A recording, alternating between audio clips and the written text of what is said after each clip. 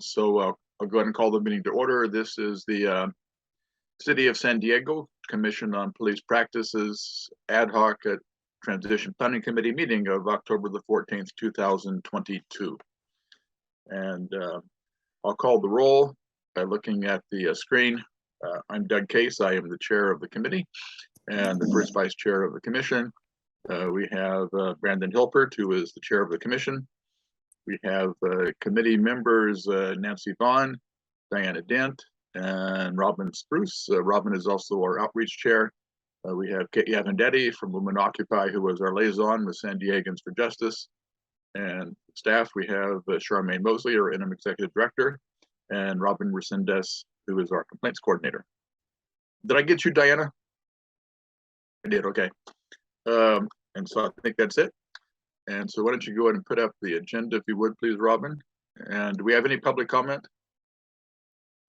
No public comment.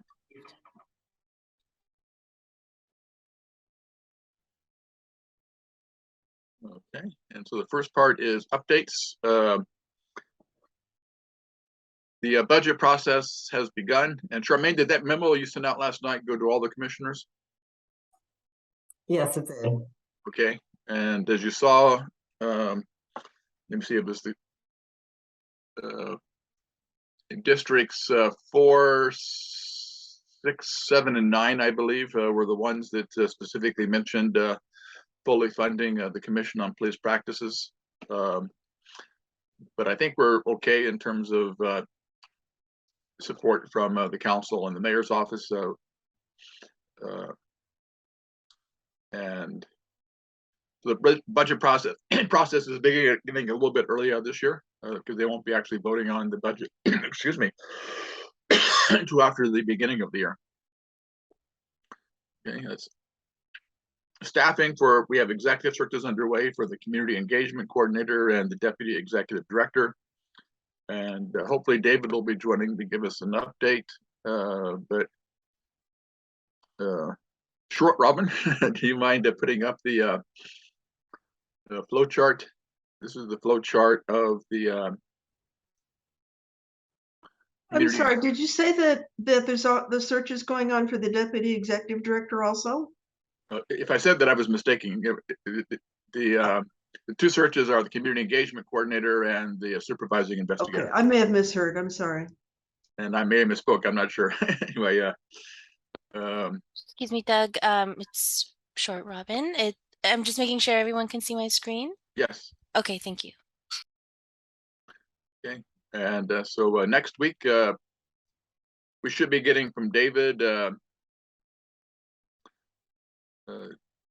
his screening of the 13 candidates, and we will convene a meeting of the screening committee, and the screening committee will select the candidates to refer to the community panel. So Charmaine, once we get that from David, we need to schedule a meeting this week.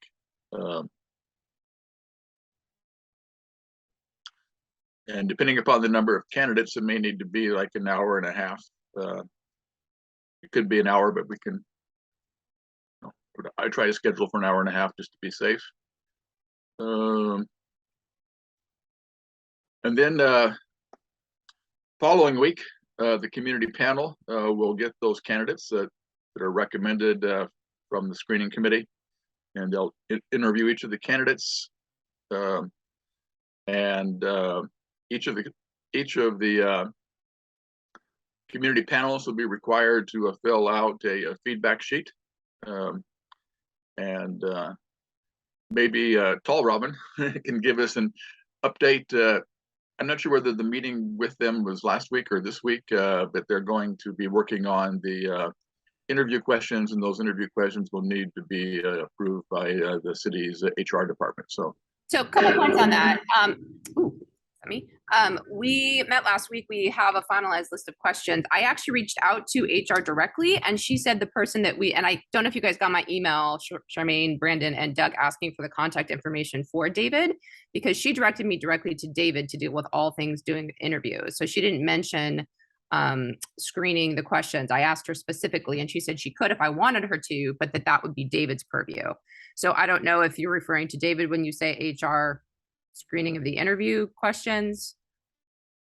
And I'm concerned about scheduling too, so I'm not really sure who I work with on that. I'm assuming David, but now there seems to be potentially some confusion about who is coordinating that.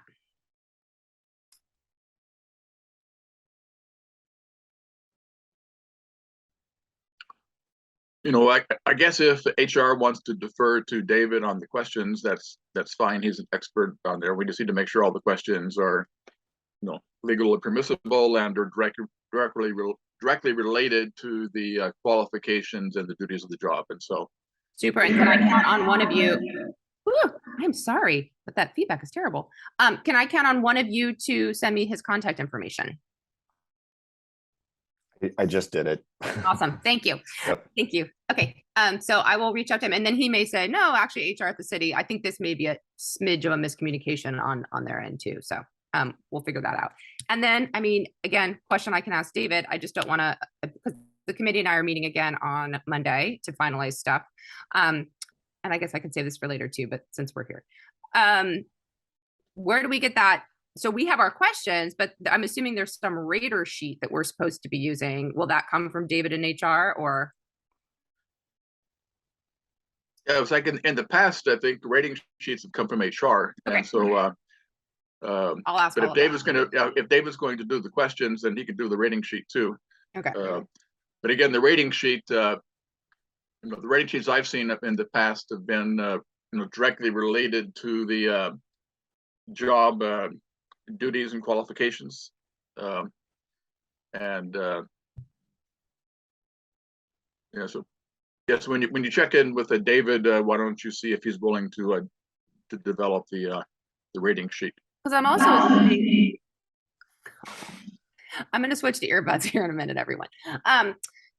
I'm assuming it should be the same rater sheet for whoever's interviewing them, right? Even though the questions won't be the same, I would assume we'd want to rate them on the same kind of rubric scale, right? Yes. Yeah. Yeah. So I think what we probably should do is, because this is ultimately a city job, I think we should utilize the city's rating sheets.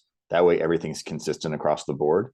And either we can get that from HR if they want to do a new packet. But I know when we did our previous hires that Charmaine and I were part of those interview panels, there's like, you know, it's like an 18-page city packet that includes that rating sheet. So we can either repurpose what we already have, or we can get something new if the city's changed it. But I think it's probably most appropriate for us to use whatever the city has. So all city hires go through that same process. Yeah, that makes sense to me. Do you want me to send you a sample of what we have, and then you can just tweak the packets? I could totally do that. I just think that my concern is that I think there should be consistency across all raters with this. So I don't know if I should be the one tweaking it just for our, I think that there should be a universal that we're using. I mean, we'll ask probably different questions, right? But if we're using some sort of rater sheet. It's the same questions are asked of each candidate. Yeah, but we've generated our own questions from the panel. I think so what I'll do, Robin, is I'll send you one of the previous ones we've used, so you can at least kind of see the format and kind of the style of how it's done. Yeah. But the idea is, as long as we are asking the exact same question of all of the candidates, then we're okay. Because you can ask a follow-up question. So if a candidate has a response to a question that, you know, invites a follow-up, you can ask a unique question that's a follow-up, but you can't ask different questions of different candidates, if that makes sense. It does. Yeah. So what I'm hearing you say is that, so there are questions, and then the sort of the rating scale is embedded under each question. Yeah, and I'll forward it to you. Okay. I'll try to find it while we're on this. But so typically, like when I did it, when we were hiring our, you know, executive admin and Robin, we'd have the question, and then there was a spot for us to type in notes. Okay. So usually what we would do is we'd say, you know, hey, it was a Zoom call, but it's like, hey, if we're not looking directly at the screen, it's because we're taking notes. And then what you do is on the last page, there's kind of a summary where you would rate them based on all the criteria. And I think it's minimally meets qualifications, exceeds qualifications, I think, something like that. And you can kind of put them on that chart. I'll forward it to you so you at least have an idea. But I think what we do is we can just take that exact packet and we'll modify that to fit our needs for this position. And then we can run it by HR just to make sure that they're okay with it. But my guess is, as long as we follow that same city guideline, I have a feeling they'll be like, yeah, you're doing the right thing. It's fine. I'll track that down and I'll forward it to you. Yeah, and to answer Robin's question, normally the rating is based on the questions, and so you rate them on a scale of 1 to 5 or whatever the scale is on how they answered the first question. And each of the questions should have a specific purpose and related to a particular criteria or qualification. And then there's an overall rating at the end. Okay, and then Yeah, let me just also add, you have to be able to develop the criteria, the screening criteria. So it's a whole big interview packet.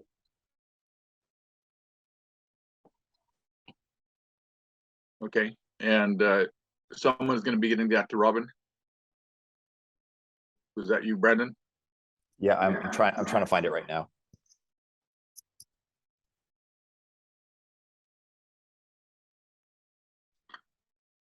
I have to keep muting you because they're producing a lot of feedback. Okay, let's see if I can find my hold on a second, I'll see if my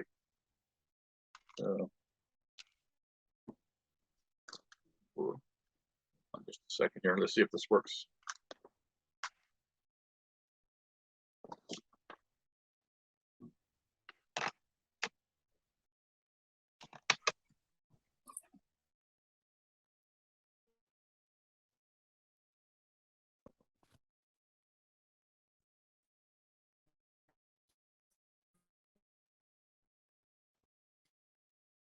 Let me see if David is coming. Okay, can you guys hear me? Okay, and oops, hold on.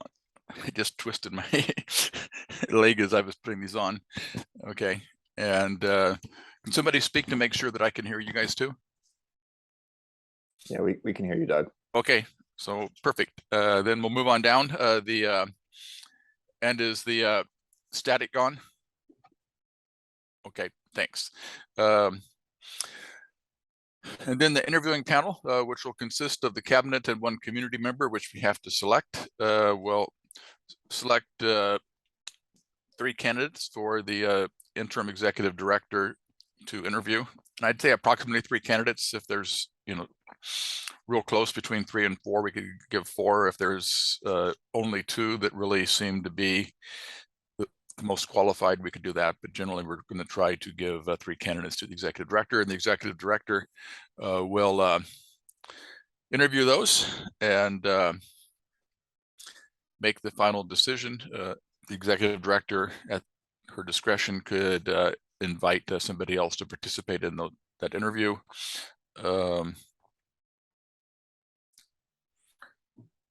And so I guess when do we want to select the community member to serve on the interviewing panel?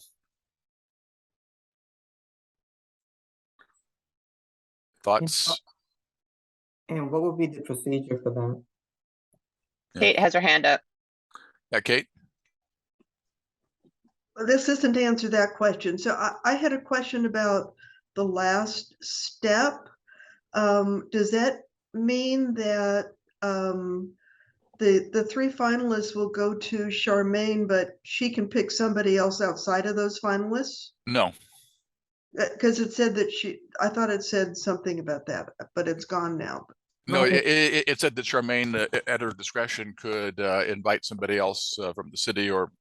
Oh, to be part of the yeah, decision, right? but not to add candidates. Okay, that was not clear to when it said panelists.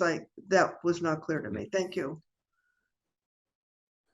Okay, well, I think this committee can select that person,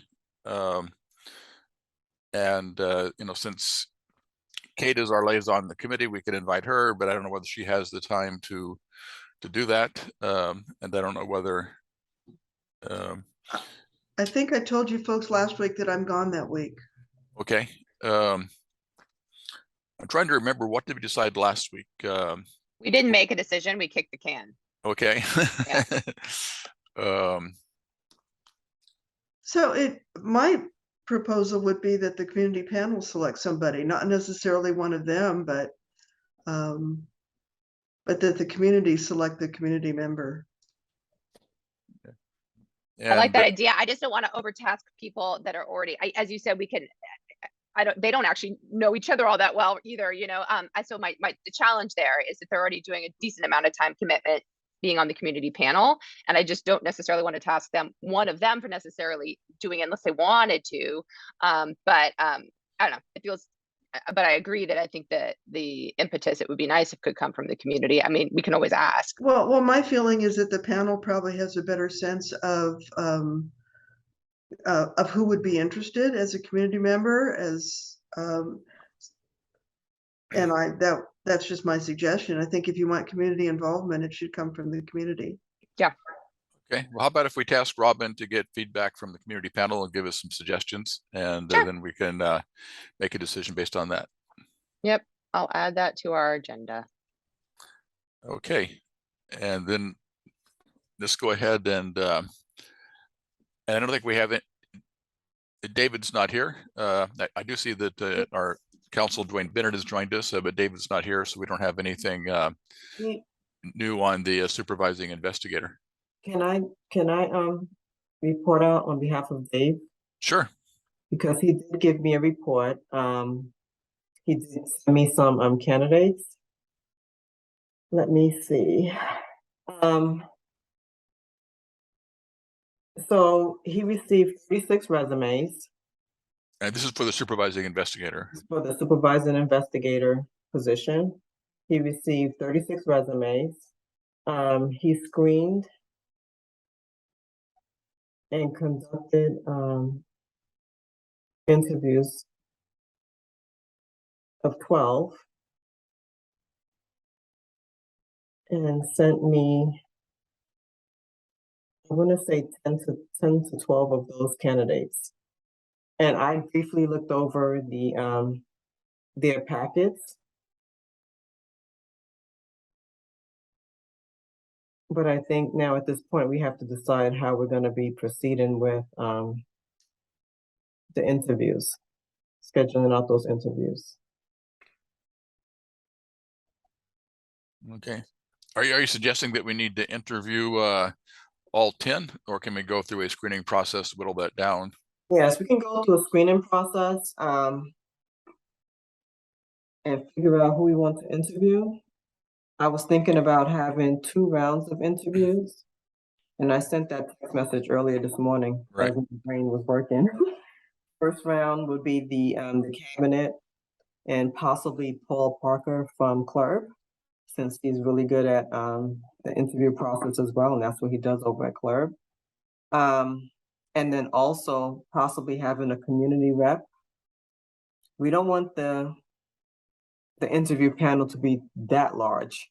This is a lot of work that goes into these interviews and creating the packets and trying to compile the information. So that would be the first round. The second round would consist of myself, maybe someone else from the city, and also possibly a community rep as well. So that's an ideal that I had this morning. Let me know what y'all think about it.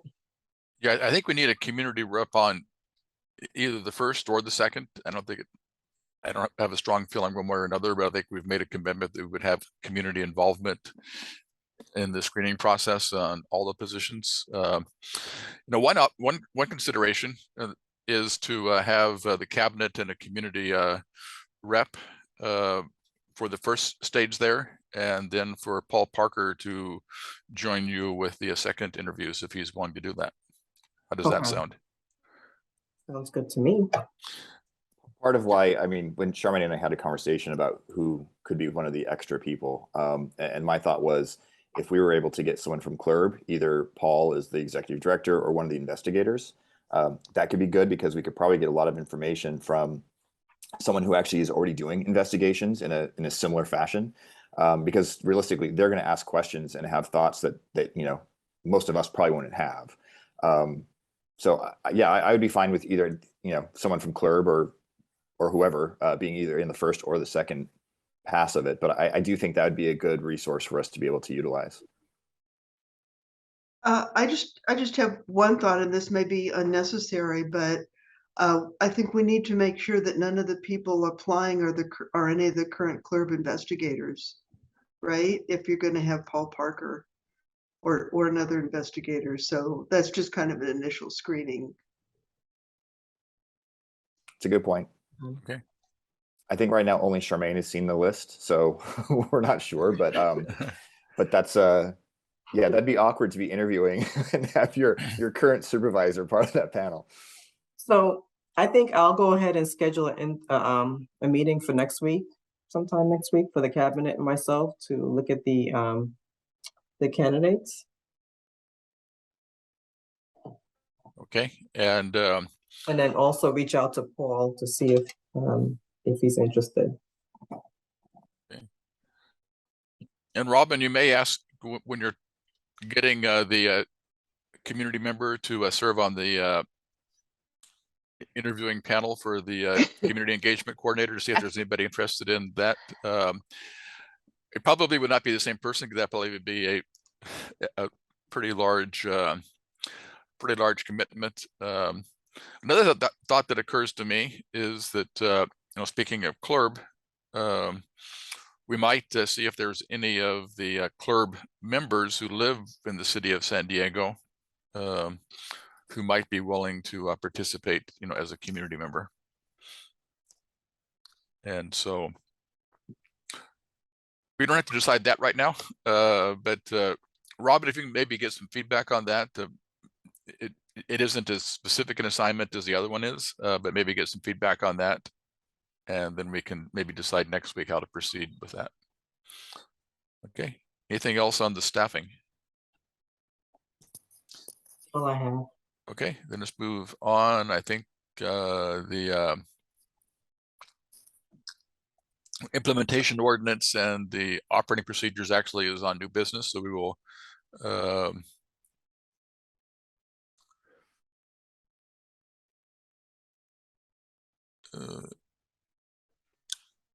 we'll bypass that for the moment. And then office space is next, and Brandon and Charmaine did a walkthrough, and they sent some notes, but I didn't totally understand them, so I'll let maybe Brandon explain what. Sure. Yeah. So the space that we were considering, and it was in the process of moving forward, it was basically spec space. So they had built it kind of as a generic office, and based upon that, we had asked for some additional upgrades to be made. So we had more offices and kind of a secure room for kind of the lobby. That's not going to work out. The landlord basically didn't want to spend additional funds on tenant improvements. So instead, they had actually proposed a couple different other spaces in the same building. One of them, there's a tenant that's basically going to be giving back some of the space by the end of the year. So that's the space we walked through. And I was initially a little bit concerned by seeing the floor plan. It's more space than I think we need right now. But it's going to have all the offices we need. We will need to make a couple minor changes. So we're going to be sending them some suggestions and have their building architect look at it and see what we can do. It's about 1,000 square feet bigger than what our last space was going to be. So I think we need to kind of negotiate some on that. We'll see what we can actually do, but I'm hoping maybe we can get the same rent amount. So at least the net cost is the same. But from what we understand from the broker, they appreciate our flexibility, and so they're willing to work with us. But yeah, it's actually a nice space, and there might even be the possibility that some of the office furniture that the current tenant might be willing to either give us or sell at a reasonable rate. So yeah, it's looking like we'd probably be able to move in. I think it was like late December, early January. So later than we were hoping for. I think we were initially hoping to move in October. But yeah, so the contract, I believe, is still with the city attorney, and they're still reviewing that. The only thing is now, if things change, obviously, if we're moving into one space and have to move into another, that adds some expenses. But the new space is actually, I think, something that's it's very doable. So there's a couple minor changes we have to work, and that's what we're going to be sending back. Is it in that current space? It's a consultant. They do some consulting services, and so it's not part of the city. No. I think what it is it looks like they've maybe downsized, or maybe because people are working remotely that they need less space. Because when we were walking through, there's maybe they had the whole floor, and I want to say there's maybe 6 people there.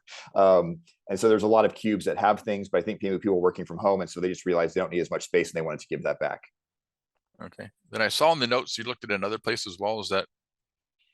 Yeah, so there was another floor. Again, the whole floor was vacant. That one, to be honest, would require a lot of additional tenant improvements to make it fit our needs. So it would probably take longer to do that. The other space, the one that we were looking at that we think would be a good fit, they really just have to add a division wall because right now, again, it's the whole floor. They'd have to add a division wall. We need them to add a space for a conference room.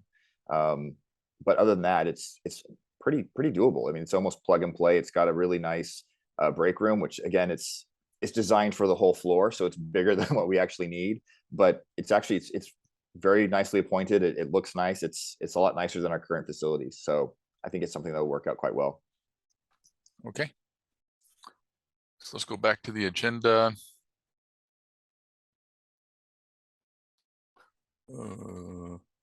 Nothing new on standing rules, and I'm guessing nothing new on community outreach other than what you've already talked about. And meetings with the mayor and city council members, we probably need to schedule those after we make some decisions regarding the operating procedures. And so that brings, we have no unfinished business. So that actually brings us to the operating procedures. And Charmaine or Robin, can you put up the notes of the meeting that we had with Dwayne? Not that one. I believe I don't have that. I think it was a Word doc.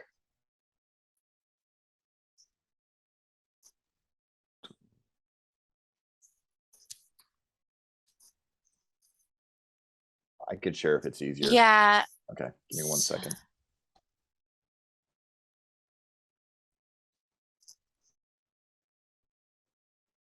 Okay, and you can make it a little bit larger if you can. I'm not sure if you can. There you go. Okay, and so we went through the ordinance, and I think we forgot to mention that the ordinance is, the second reading of the ordinance is on the agenda for the city council on the 18th, if I remember correctly. Is that correct? I believe that was, yeah, I think that's the date. Okay. Chair, can I say something? I looked at the agenda item. I'm not so sure that's a second reading of the ordinance. It looks like the Personnel Department, Human Resources, is putting that on to have the council make a determination as to the negotiations or the impasse that has occurred. It's a new agenda item that I've seen. I haven't seen one like that, but there is a reference in there to the council making a declaration that the negotiations are over or referring the matter back for further negotiation. That's one of the options the council has, as I read the staff report. So I'm not quite sure. I mean, typically the first read is the introduction was earlier this month, and Kate was at the meeting. I watched the full 2 hours or whatever, however long it was. And that was the first read. Typically, the second read would not be for another 30 days. And then the ordinance takes place 30 days after the second read. So the ordinance was just introduced like 2 weeks ago. So the council president told us that they don't have to wait 30 days, that it can be a couple of weeks. Okay. The agenda report is very confusing, though. I mean, if you read it, it doesn't clearly just say, okay, adoption of ordinance. It says it leaves the option for the council to send the matter back for further, or direct staff to go back for further negotiation. I don't know. That's weird, because that's what the agenda item was last week. I mean, last time. Yeah, it's very strange. I mean, if you look at it, it just, a clean one would just simply say, okay, introduction. Then a second, it would just say adoption of ordinance, implementation ordinance, blah, blah, blah. But it has a whole bunch of precatory language in there. So that's what it is. Maybe that's what it is. I'm not sure. It's just very, very vague in terms of how it's stated. Okay, well, I'll take a look at it afterwards. I didn't look at it. I just assumed that it was the second reading. Is it on consent? It's yeah, I think it. Yes, it is. It is on consent. Okay. Okay. It's just interesting in terms of what, when you looked at what the staff report was recommending to the council, it's like, okay, the way I read it was, okay, just tell us that we are through with our negotiations, or the council can send it back for further negotiations. I'm not sure. So that's interesting, because that's kind of what was on the agenda last time. And I thought they voted that they were done with the. Anyway, Kate, I see Kate's hand is Well, up. I have no idea, so I'm making this up. I mean, Dwayne's the attorney, but it strikes me that it's a reiteration of the first agenda item, and that maybe because they voted on it and passed it on, that they also have to do a second vote on ignoring the impasse, or whatever the proper word is. Right. So it may just be a duplication of the prior vote. Let's hope. Yeah. Okay. We don't have to do another 2 hours. Well, I'm assuming that it's on consent, that if it's the same issue, that usually the second readings don't entail a lot of debate. Okay, and then let's go back, if you can put it back up, Brandon. And so we went through, and the ordinance list throughout it several different mandates or for creating operating procedures, and then several places where it creates the option of creating operating procedures. And then we have a couple of others that we believe are necessary. And it doesn't mean, simply because it's not mentioned in the ordinance doesn't mean that the commission can't develop an operating procedure. But there is language in the ordinance that indicates that operating procedures regarding the governance of the commission and the investigation procedures, and it kind of use the investigation procedures as an example, are required to be approved by the new commission and the city council, because it says the once appointed, the commission shall ABC. So it seems fairly clear that we have to wait until we have the new commission seated before those operating procedures can be approved by the commission, and then approved by the city council, and then if necessary to go to a meet and confer. And that was a little bit different than I think what we had planned on in our timeline, because we had planned to proceed with the investigation procedures as soon as the implementation ordinance was adopted, but it doesn't sound like that is what was contemplated in the ordinance itself. But we did see a need for two more immediate operating procedures. One of them is for the process for selecting the new commissioners. The ordinance specifically indicates that the commission could adopt an operating procedure for making nominations, and that's what we went over last week, and I think those were attached to the minutes. And then secondly is the selection process for the executive director. That ordinance is silent on an operating procedure, but we believe that an operating procedure would be the best way to proceed with that. And so those are the two things. Those are two of the things we hope to discuss with city council members when we discuss that.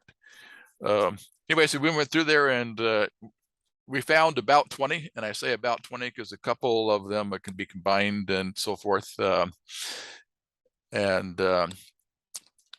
we need to, maybe as we go through them, we can talk about who should do each one, and maybe the sequence of writing them. And so I already talked about 1 and 2.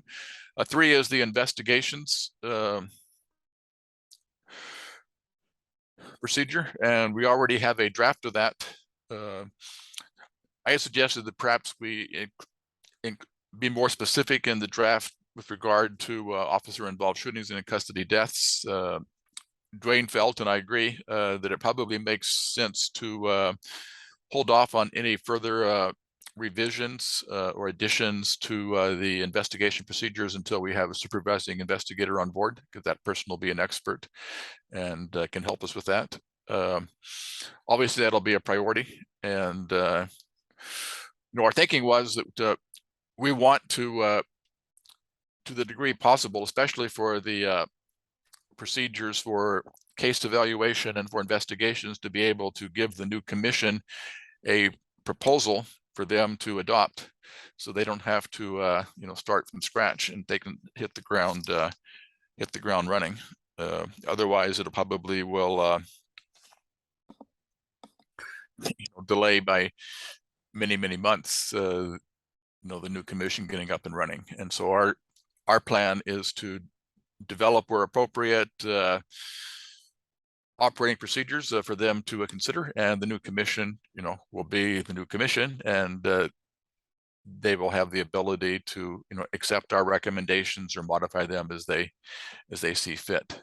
But as we go through these, you may decide, there are some that perhaps we don't need to work on. We can simply wait for the new commission to work on. But obviously, investigation procedures are one of the ones that are of top priority. The second one of top priority is the operating procedures for review and evaluation of investigations. In other words, the review process that we currently are doing. We have an interim operating procedure, and I have a couple of thoughts on that. One is, I think we can take our existing model for review and evaluation and simply include all investigations of misconduct, so that we would review internal investigations, and internal investigations are the ones that do not emanate from a complaint, but do our review in the exact same way. And then my second thought is that based on our experience in trying to streamline the process with our backlog, that perhaps we can streamline it a little bit further, and so that it's not too cumbersome for the new commission, because the new commission is going to have a higher workload, because they're going to have about a 40% increase in the number of cases by including the internal investigations. And so by continuing to streamline it while still providing for a thorough review, I think that's the best way to proceed. And so I'm willing to take a stab at working on that, and that probably should be one of the ones we begin working on in the near future. Number 5, it specifically says that we need to have access to we need to have a procedure for accessing officer-involved shooting scenes. And that probably, and that can maybe be included in the investigation. I don't know. Right. I think that probably is the best place to put it. And perhaps having our new supervising investigator work on that when he or she is on board would be thought. And I see Dwayne's hand is up. Dwayne, do you want to work on it as well? Yeah, no, Chair, I totally agree with you. I think that item should be right with 3, because it's one and the same. And here's the thing. We already have a template or some guidelines in terms of investigations. The legal source guide that I just submitted to you is to go in tandem with the whole investigation procedure and to be a resource for investigators to the extent they need a primer on the law. But the 5 and 3 are one and the same. And here's why I think you wait until you get your supervised investigator, because there's going to have to be a lot of interaction between the investigator and the police department before these matters go to council. So what's going to happen is all these are going to be subject to meet and confer. So the POA is going to have their say, the department's going to have their say, the supervised investigator should have their say. I'm sure they'll allow your legal counsel to be involved in this part of the process. So that's going to all be hammered out during that process. Access to scenes, investigations, how we're going to do it, et cetera, et cetera. That'll all be worked out through that meet and confer process once that investigator is on board, and once the commission, I guess it'd be new commission will have to approve and give direction in terms of investigations. You'll get meet and confer, and all that'll be worked out. It'll Okay. have to be. It all have to be worked out at the same time. Okay, I think that makes sense. So we will make. So what I did on that one is, Oh, I yeah. just- So you already did. Okay. yeah, I took it out and I added it to number 3. So I just Okay. said including CBP access to officer and bar Okay. sheets. Okay. The next one, it makes reference to procedures for governance, and the way that's worded, it sounds very similar to bylaws. So I think we can use our interim bylaws as a model. But I have 2 thoughts on that. One is we probably ought to make it somewhat general, so that if we're to give the new commission the flexibility to, make changes without having to have every little thing that they do be approved by the city council. And so to make it maybe more general than the current bylaws, and by by explicitly including, the commission, may decide how often to meet, those kind of things. And then in terms of doing that, I think I see Nancy's hand up as volunteering to do that. Where is she? I don't see her hand raised yet, but I think Nancy would be a good person to do that. Don't you agree, Nancy? Oh, sure. Thank you. And I'm thinking it should not be all that much work. You simply can take our existing interim bylaws and maybe make them more general. And as long as I have support from Dwayne, I'll be fine. Okay. And there's not that much legal stuff that is included in that. And again, this would just be a recommendation to the new commission, who could, make changes. Nancy, I'll be there for you. Thank you Okay. so much. And Dwayne, if you meet in person with her, she brings you pastries, and so. Oh, whoopee. And they are not just any pastries; they are extraordinary pastries, and so. Complaint administration, which is the process for receiving and registering and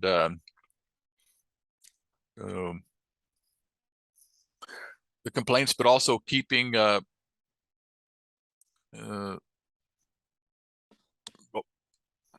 process of keeping the commission updated as to the status of complaints, but also notice to the complainants as well. I'm wondering if this is something the staff can work on. Charmaine, are you willing to? Yes. Okay. Yes, we already began working on this document. So Okay. thank you. Should we also consider putting in, as kind of a side note on this, recommendations to change SDPD 1.10, which is their complaints procedure? Or do you want to keep that totally separate? I would keep that separate, because this is just these are our operating procedures. And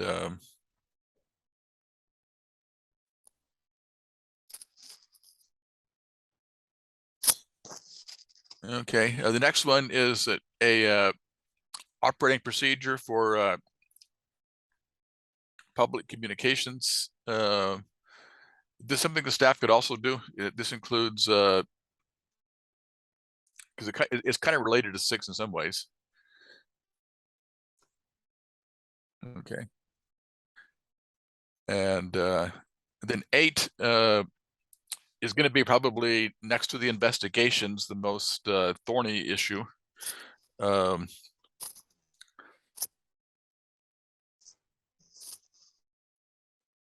And that is the administration of discipline, and the ordinance that gives us 2 duties. I think one is a duty, if I recall correctly, and correct me if I'm wrong, Dwayne. One is a duty to review the discipline imposed by the department, and the second is the discretion to make recommendations regarding discipline prior to it being imposed, with the condition that it must be done on a timely basis so that it's, meets the POBAR Right. conditions. And Chair, that's correct, except remember, it doesn't necessarily say prior to imposition, it's just vague. So we don't know if your recommendations as to discipline can come. I mean, it'd be great to do it prior, but it doesn't require the department to wait for your recommendation before it imposes discipline. Right. And that's It does say that we would have to make those recommendations in a timely manner. Right. I think that was the intent, but it is, as Dwayne pointed out, and I think this is a weakness of the ordinance that we didn't pick up on, perhaps we should have picked up on. It does not require the department to wait until they have a recommendation from us. And so the department could proceed expeditiously and act before we have the ability, before we have an opportunity to recommend. But it is what it is. But even after that, I mean, you're absolutely right on that. But I think even after that, if the department did move quickly to issue discipline, we still do have the ability to go in and basically vote on whether or not that discipline was appropriate and also within the matrix. Yeah, not only the ability, but as I recall, we have the ability to do that. Yeah. And so then the question is, who should work on this? Well, yeah, and Chair, can I say one thing? Okay, and so this issue, more than anything, is going to be the POA's priority. And I noticed that in the ordinance, if you look at the ordinance really carefully, there is, the city takes upon itself the responsibility to develop the appeal process from any findings that you would make in terms of recommended discipline, et cetera. And that's appropriate, because if the CPP is the recommender, if you're recommending the discipline, you can also recommend the appeal from your disciplinary recommendation. So this issue, we certainly can look at it, but this is going to also be a big part of the meet and confer issue, and how this issue plays out. So it's really going to take some time to. It really is going to take some thought and some time to deal with, but. I think somewhere on our list, we have something there about the disciplinary appeals. I thought maybe we talked about that the other day, and that I think you should take off the list, because they're going to take that out of your hands. That's not going to be up to us to deal with. So, I mean, this issue, as we get into the meet and confer process, this issue is going to take on a life of its own in terms of how you deal with it. The commission now internally should decide at some point in time. You don't remember, the ordinance does not require you to make disciplinary recommendations. You may do that, and so that part of the precatory or the voluntariness of you to get involved in this, you can decide that process yourself. And that's kind of like a commission process in terms of how we're going to deal with it. It's kind of a logistic issue. You can do it. You don't have to do it, but you can do it. And so if you want to do it, the question becomes how you do it. It's just going. I just can tell you right now, it's going to be a real tug of war with the POA. This particular issue, they'll fight this one harder than any of them. Okay, is this something that you would be willing to take the lead on drafting, Dwayne? Oh yeah. Well, yeah. I don't know who else does it. I mean, I think it's just kind of one of those deals. But just like I say, I think we're going to have to deal with it in the context of that overall investigative meet and confer process that's going to go on with the union. So in terms of the sequencing of it, I just don't want to be tied to a sequencing, because it's going to depend on a whole bunch of variables. It's something, we can certainly, as the commission is seated and you want to get involved in making disciplinary recommendations, that'll be fine. But you have to keep in mind, remember, a part of making a disciplinary recommendation is accessing the officer's prior conduct, making sure that we have information as to whether or not the officer has suffered past discipline, et cetera. That's all negotiation. You know, how we interact with the police officer. In the ordinance, it talks about discussing with the PD access to other personnel files, etc. You won't be able to do any of this until all that's ferreted out. So we're going to have to, if that's just going to be a negotiation issue in terms of what records we have in the ordinance. All the ordinance tells us is the commission needs to work with the police department to figure out how you're going to access records. They don't make the police department do anything. That's all negotiation. So this aspect is going to be a part of that overall collective investigation. I just don't know how quickly it's going to move. Yeah, well, and I think, you know, based on our last meeting with the chief, that, you know, it's not just the POA, it's going to be the department as well. Oh, yes, yeah, absolutely, absolutely. And That's they're a big issue. You know, and they're of the opinion right now that they can't give us personnel records, and that the only information they can provide is whether or not they have had prior violations of the specific policy under of the same policy that they have violated. So if they've violated, if we're looking at use of force and they have violations for body-worn camera or whatever, we can't see that. We can only see prior violations for the exact same type of infraction or violation to the same policy. Anyway, so that's going to be a long process. It's negotiation. And okay, and so we have the best person on that. And so the next one we also talked about at the meeting with the chief. It's a review and evaluation of SDPD's compliance with federal, state, and local laws and requirements. My thought on that is that probably can be a staff function. We're going to be hiring a performance auditor, and that could be their role. Although I think that we have a very different perspective on what review and evaluation means. The department seems to think that review and evaluation means just to make sure that they're submitting the reports they're required to submit, not to verify the accuracy of the data they submit. And I would disagree with that. I think that we have a duty to make sure that what's being submitted is accurate as well. So the department doesn't seem to, at least the police chief doesn't seem to understand that we have the ability to audit functions of the department, even though it specifically includes the word audit several places in the ordinance.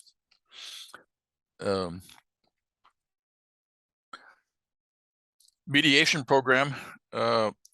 We've talked about the benefits of mediation, and I think we've come to a consensus that mediation programs can be a positive thing. We had to first get authorization from the council to do mediation. The charter amendment says that the council could give us additional authorities, and that's one of the ones that we specifically requested be included in the implementation ordinance, and it is. My thought on that one is that we can punt that to the new commission, but maybe give them some models of cities that have successfully implemented implementation programs. Are people okay with that? Okay. The training program for individuals interested in appointments and newly appointed commissioners. We kind of have that from the CRB. And I think that could be a fairly short operating procedure. We can simply indicate the list of topics that that they are required to do.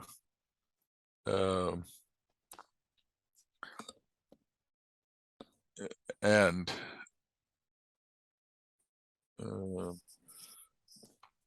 maybe somebody who hasn't been given an assignment can take this on. So I'm thinking maybe see if Kevin can maybe do it since he's chair of oh, recruitment. that's perfect. And he's not here. No, but that's right. Yeah, it is related to that, so that would be perfect.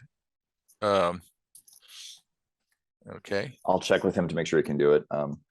Yeah, and it should not be. I mean, this literally can be something that can be hammered out in an hour's time using our existing because we had, I forget how many phases, but or components we had, several specific components of the and that'll have to be revamped, given the new duties of the commission. But we can simply come up with a list of components that need to be included.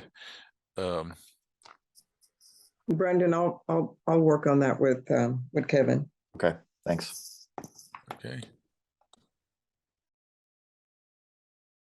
Okay, the next one, it says in the ordinance that we have to develop a procedure to interview city employees, including the notification process.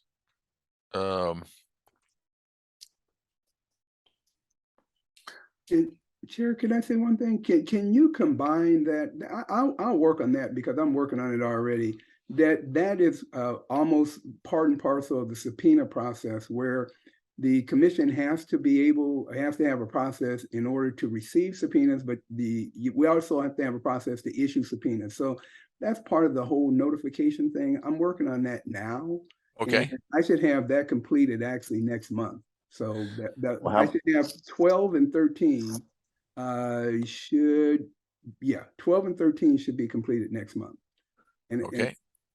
So should I just put this one, number 12 currently? Should I just add this combine it. Can you add underneath it? 16? Yeah, I'll just add that below. Oh yeah, you can add that to 16 as well as so disclosure of CPP records that's almost in the context of subpoenas, but also pitches motions also. So actually 12, 13, and 16 are almost one and part of the same package. So I will have for you the notification process. I'll have 12, 13 disclosure of records pursuant to subpoenas, and 16 that should be done next month. So 12, 13, and 16 should be done in November. So we're going to combine all three. Okay, so we'll delete 12 since I already added that as A underneath 16. Okay. And then we'll add this one.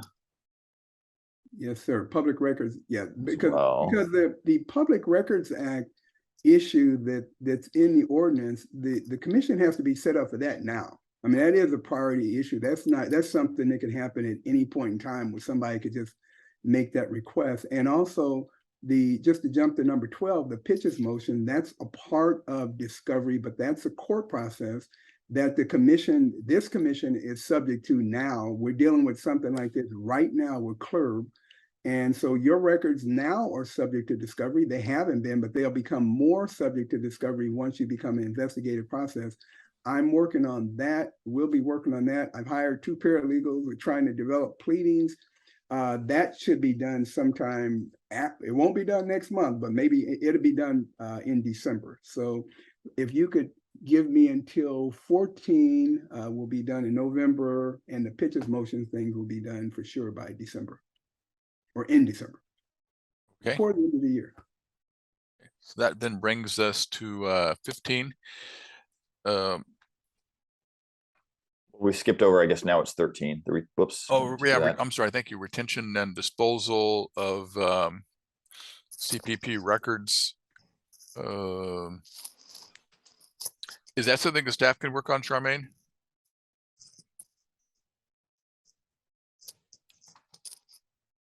She's silent, so I'm going to put that down as staff. Okay. But it should be a fairly brief. Yeah. It basically is how they're retained and how long they're retained, et cetera. Well, and a lot of that we already have too. And I know during meet and confer, I believe one of the last meetings, Charmaine said some of the questions they had were about how records and files were stored. So I think we already have some of that already documented. I think I think just formalizing it. Chair, I think if I'm correct, Charmaine's told me that the commission might have records that go beyond the 5-year statutory period. Charmaine's here, so she can say it. I can tell you this, let me, if I can just say this, for purposes of police officers, because certain records must be kept 5 years and certain records beyond 5 years, they are extremely concerned that you have records and it, you know, once it's time to dispose of the records, they're gone. And the reason they're concerned about that is because if we have the records, like for example, this pitches process I'm working on, if those records exist with the CPP, if the CPP has records of police issues from 10 years ago, if they're requested and we have them, even though the statute says you only have to retain them for 5 years, you have to turn those records over. And so Charmaine, you can correct me if I'm wrong, they get very, very nervous about records that are kept beyond the time. Now, on the other hand, if you're oversight, you know, some of these records, you think that a person who commits misconduct beyond 5 years, that should still be disclosable and you should still be able to use it. But the statute is very, very interesting in that regard. And so they're probably concerned about this. So the CRB/CPP's case reports records go back to 2009. And we were informed back in 2018 that we couldn't dispose of those case reports. So my question will be, when can we start disposing of case reports? Is it after 2018 up until, you know, as we move forward, or? And this is a Dwayne question. Well, and then what I would say, Charmaine, is what we have to do, because the city clerk is a repository of all city records, including CPP records. There has to be some interface, you know, and I would recommend that you talk to them, and then the city attorney needs to weigh in terms of the records. These are city records. Your records are city records, and so under the city clerk has a disposition of records policy. And they have a timeline in terms of how they're going to purge records. And so where CPP records fit on that parameter is really going to be a city call. It's not, this is not something you can, just snap your finger and decide on your own, but the city clerk and the city attorney have to weigh in. And then what happens is this is where it typically works in a city. Once the determination is made as to how long those records have to be kept, then there's a regular purge cycle. And it may be every 5 years, you have to have the records that are only 3-year records ready to purge, and they have to be purged, et cetera. So this is something that I would just recommend, at least as an initial thing, staff should talk to the city clerk, and we need to get some guidance from the city and the city clerk will talk to the city attorney also to figure out how long those records need to be retained and when they can get on the destruction cycle. Okay. Okay. At least that's a place to start. Okay, so we're going to give that to staff in consultation with the city clerk, city attorney, and our council about that. And Charmaine, so we can all work on that. Okay, so what happens is, I just say, let's start with the city clerk, because they're the one, the city clerk is the one, is the custodian of records for the whole city and for all the records, including the CPP. So that's the place to start, as well as the city attorney. And whoever told you in the past you couldn't purge those records, was that the city clerk, city attorney, or who was that? That was the city attorney's office. Okay, see, there you go. Back in 2018. So we need to go back to them, all of them, to figure it out. Okay, and then now we can go ahead to 15, which is outreach and communications. And actually there's several things in, I think it's the last section or next to last section of the ordinance, which talks about, I think the title of it is outreach and communications, but it includes community engagement, requirement to do roundtable discussions twice a year, the semi-annual report. And it seems to me that Robin is the best person for that. Outreach is, I said, are you willing to do that? It depends on the timeline that you and that's not as immediate of a thing. And so we we really don't need to have it completed until the new commission is seated, which probably is going to be at the beginning of next year. Sure. Then I can do it. And I just put in there, Robin, it can be you in consultation with the cabinet too, because I mean, even though you are outreach, I mean, I think we can have others assist and help you with that. So it's not just going to be you. Sure. Okay.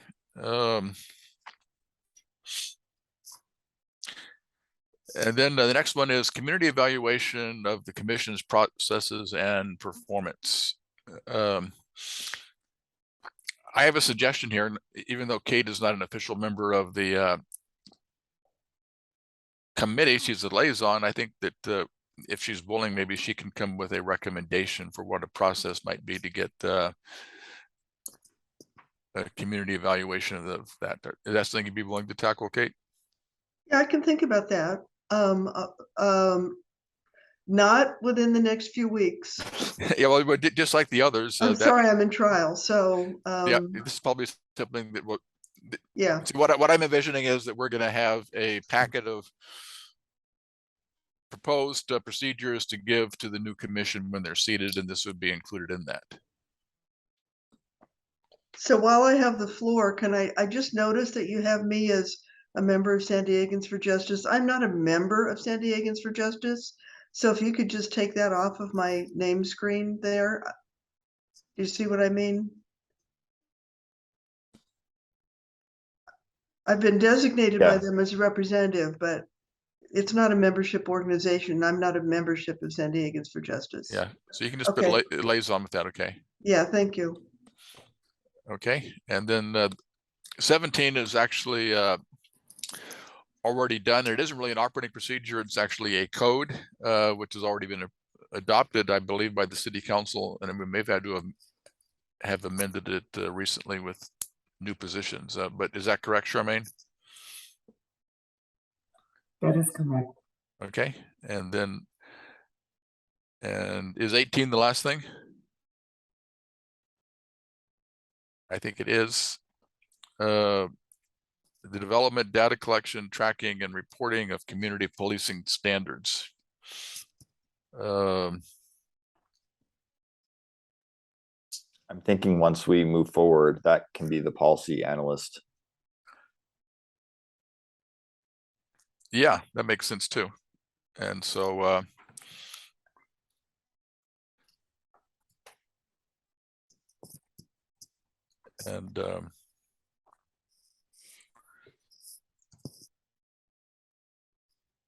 okay, and that's the last item on the sheet, is that correct? Yep. Okay, then we've completed that agenda item. And are we going to get a copy of this? I'm just going to suggest that Brandon send it to Robin to include with the notes of the meeting. Okay. Yeah, I'll send it as soon as actually I'll do it right now. Okay. And then Charmaine has her hand up. Yes, can we, Robin, can you put that back up, the list back up on the screen? Yeah, that was me. Sorry, hang on. I just wanted to get an idea of what was assigned to outside counsel. All right, so we have and timelines. Yeah, so Dwayne was going to work on the discipline process, number 8. I don't think we had a timeline scheduled on that one. Dwayne was also going to work on the pitches motion, if I remember correctly. I think you said sometime in December you were going to have this. Is that correct? Yes, I'll have that completed December. And yeah.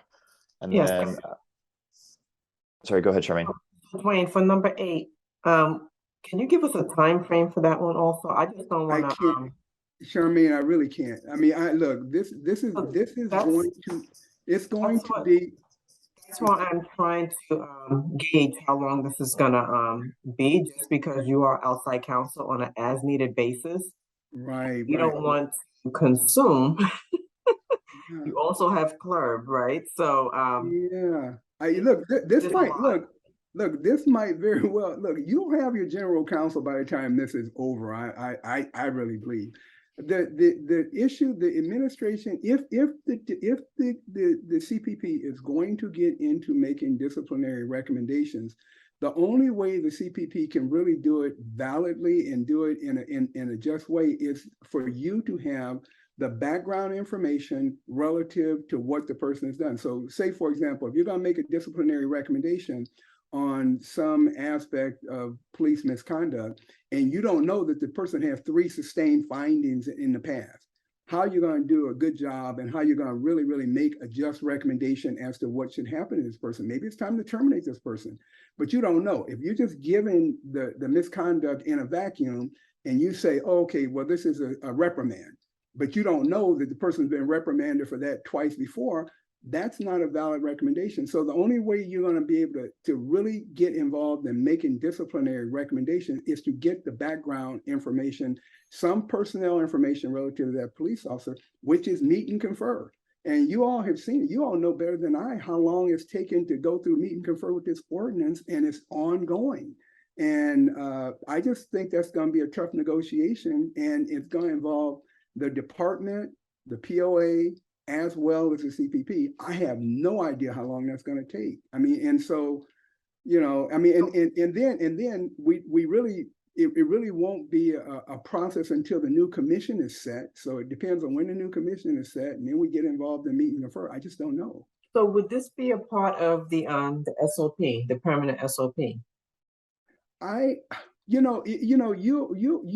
all will be able to, you know, the commission will be able to develop your own operating procedures and send those procedures through as, you know, as you can. But all this stuff is not going to be done at one time. I mean, you know, it's like, it would be great to, you know, snap our fingers and say, okay, by 2016, everything on the list will be done. All the policies will be in place.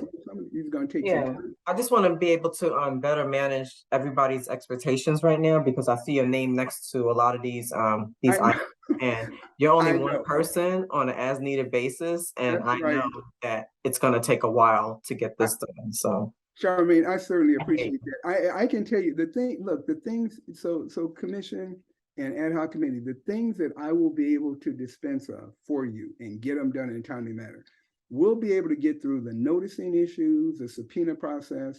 We'll be able to get through the discovery process and the pitches motions, and those things are, you know, are pressing, because look, the commission could be served with a discovery motion tomorrow. I mean, the fact that you haven't been doesn't mean you will not be. And so those things we need to get in place. We need to get in place the Public Records Act procedure. You know, so what happens when a member wants some public records? I mean, how are you responding to that? What is the process? We need to get that done. That will be done. I will have those done for you November, December timeframe. So we'll have that stuff done. We've already done, you know, what we can do with the investigations. We have a source guide, so those things are done. The disciplinary thing and the meet and confer issues are just going to take some time, and I just have no time frame for that. Okay, thank you.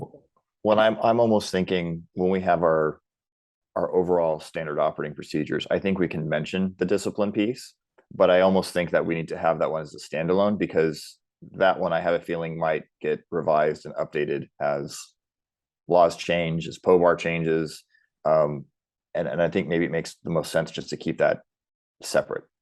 Right. And I think, to Dwayne's point is, I would agree the union is going to push back on that very hard. So I'm afraid he's right, is because there's going to be a lot of meet and confer, there's going to be a lot of pushback. That one is going to take a long time, and I would hate to see everything else kind of get delayed because we're waiting for one component. I'd rather be able to push forward what we can that, you know, maybe the union has no concerns with, or, you know, they look at it and like, yep, we're good. But I think that the discipline one, I mean, I think we've all talked about that. That's going to be a sticking point, but we can figure that one out. I think also once we have some discussions, we can try to see how things are going to play out. But I think go ahead, Doug.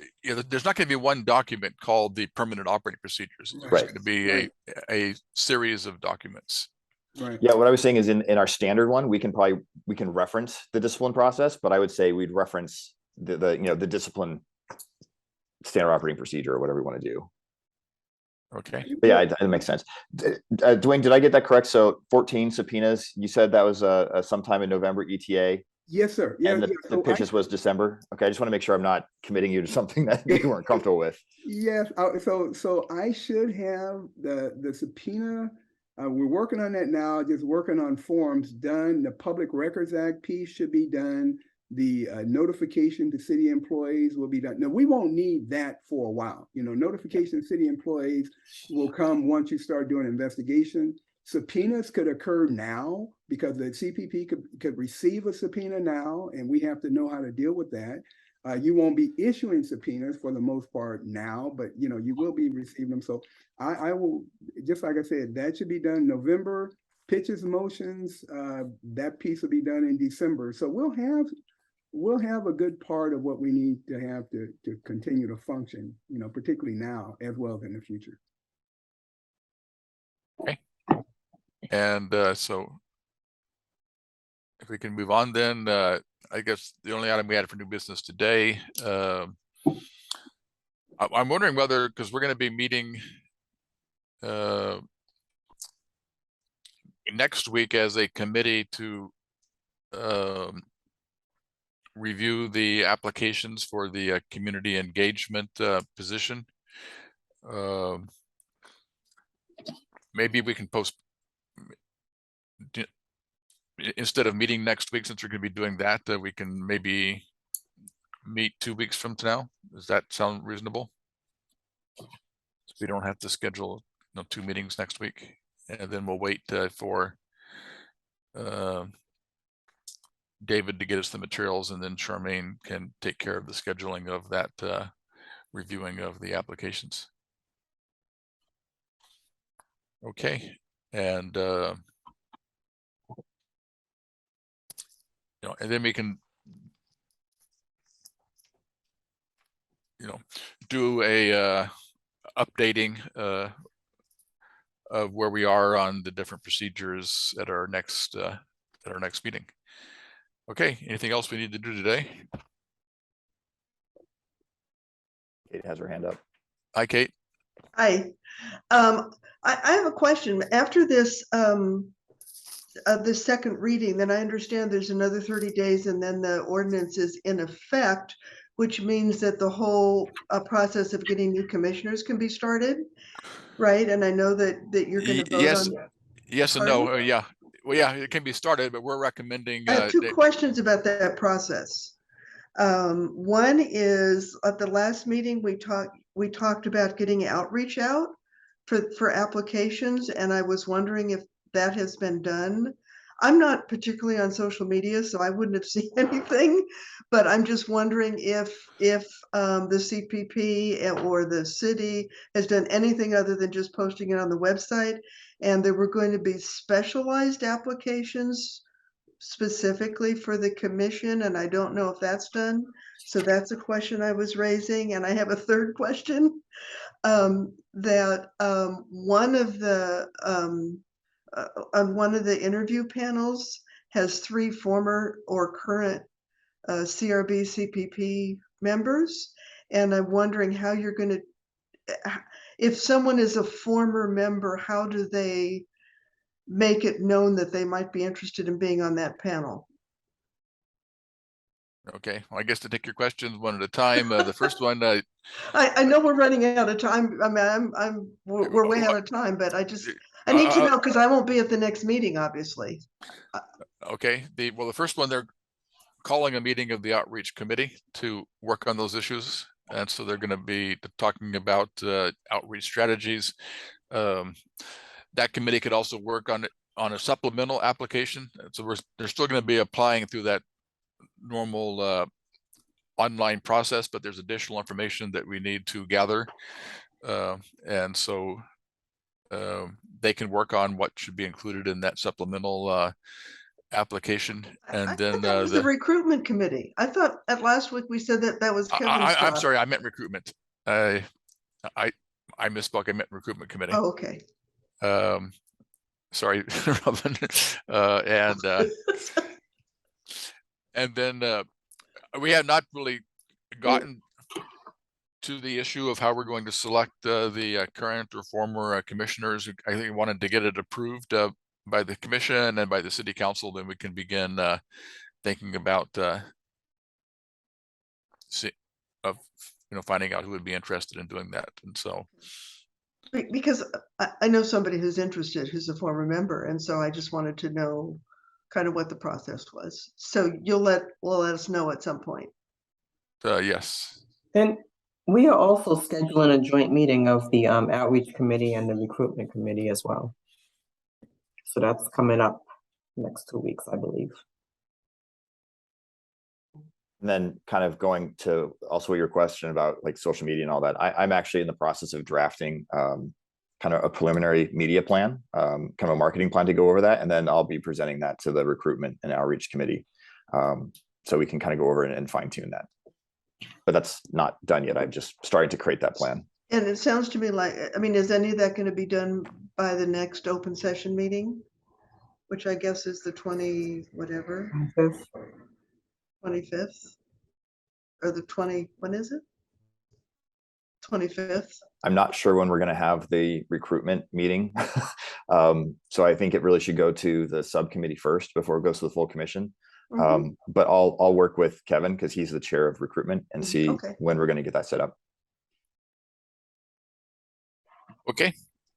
So anything else we need to get done today?